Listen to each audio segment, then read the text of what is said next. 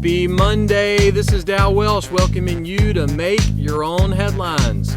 Sponsored by Kobolowski Tire and the letter G. So have you ever been up in a tall tower? Maybe the Eiffel Tower in Paris or the CN Tower in Toronto, or maybe just a deer stand in Bertie County, North Carolina. You know, when you're up in any kind of tower, you get a whole new perspective on what's around you from being up high. But what if the tower was down low? A report out a couple of weeks ago notes that underwater research has found a new coral reef tower off the coast of Australia in the area known as the Great Barrier Reef. The color of the tower is still being evaluated. It could be coral or it could be more of a salmon. The measurements of the tower are clear, though. It is taller than the Empire State Building. All of that height underneath the surface of the water. Dr. Jyotika Vermani is the executive director of the Schmidt Ocean Institute in Palo Alto, California. She said to find a new half-a-kilometer tall reef in the well-recognized Great Barrier Reef shows how mysterious the world is just beyond our coastline. Now, the mystery for many of us with that quote is, what is half a kilometer?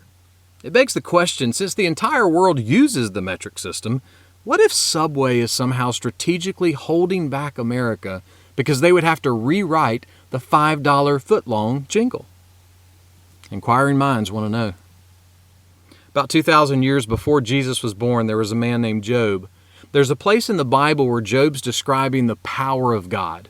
He talks about how God drew the horizon and how he set up the boundary of light and darkness, how the pillars of heaven tremble at God's words. And then Job says this, but these are the mere edges, just the fringe of his ways, and how small a whisper we hear of him. In other words, no matter what you've heard or seen or read about God, you've gotten just a whisper of his greatness.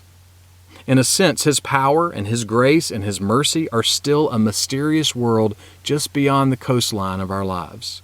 But make no mistake, God is not hiding.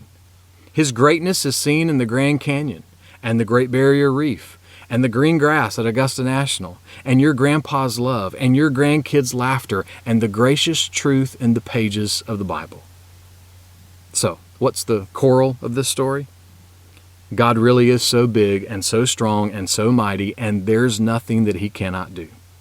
And what we know about him is just the fringe of his greatness. And he promised that if you will look for him with your whole heart, you will find him. So for the good of your soul, look for God. Make that one of your headlines today.